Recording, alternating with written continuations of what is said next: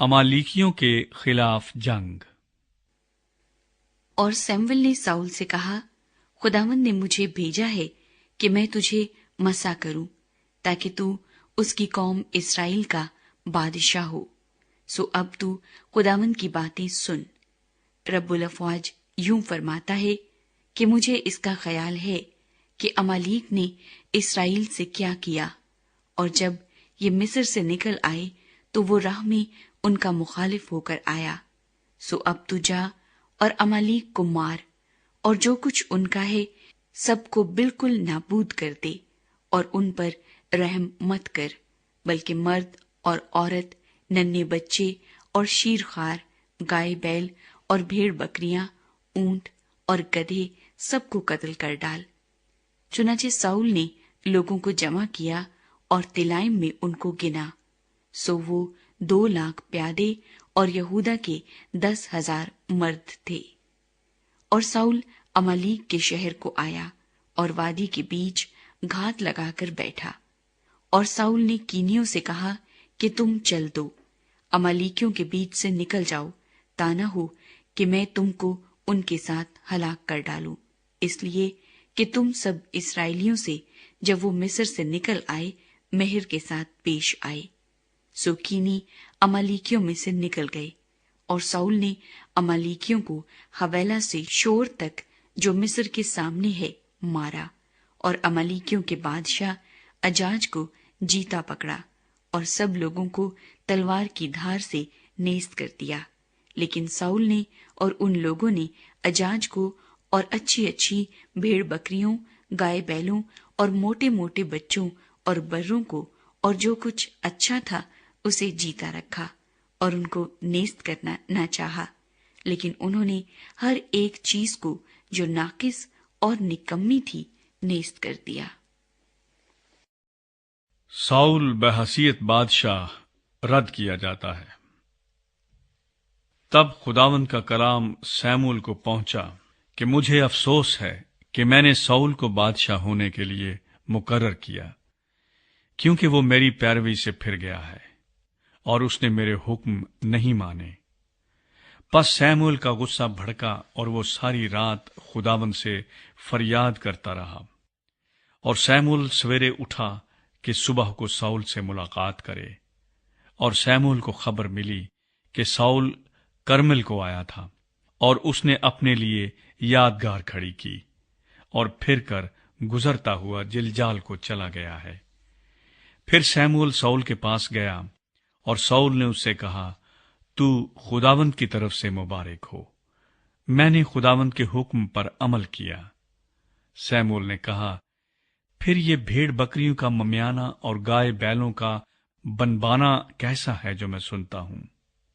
और साउल ने कहा कि ये लोग उनको अमालीकियों के हाथ से ले आए हैं, इसलिए कि लोगों ने अच्छी अच्छी भेड़ बकरियों और गाय बैलों को जीता रखा, ताकि उनको खुदावंद तेरे खुदा के लिए ज़बह करें, और बाकी सब को तो हमने नेस्त कर दिया।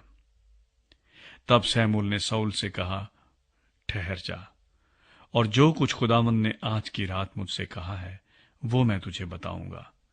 उसने कहा, बताइए।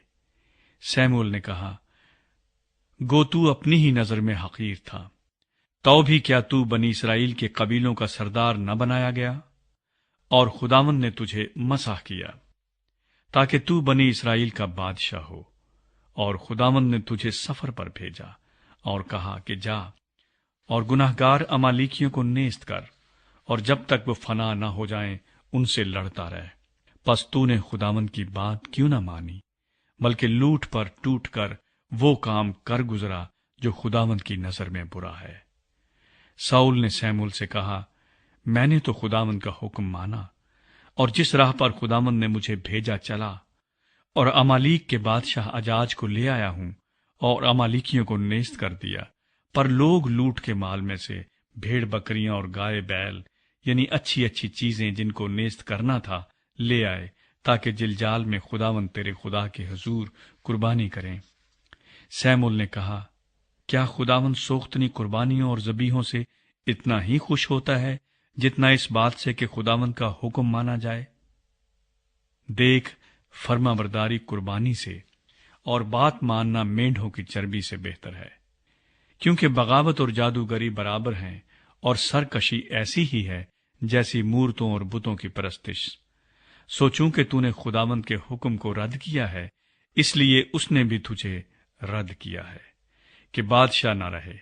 ساؤل نے سیموئیل سے کہا، میں نے گناہ کیا کہ میں نے خداوند کے فرمان کو اور تیری باتوں کو ٹال دیا ہے، کیونکہ میں لوگوں سے ڈرا اور ان کی بات سنی۔ سو اب میں تیری منت کرتا ہوں کہ میرا گناہ بخش دے اور میرے ساتھ لوٹ چل، تاکہ میں خداوند کو سجدہ کروں۔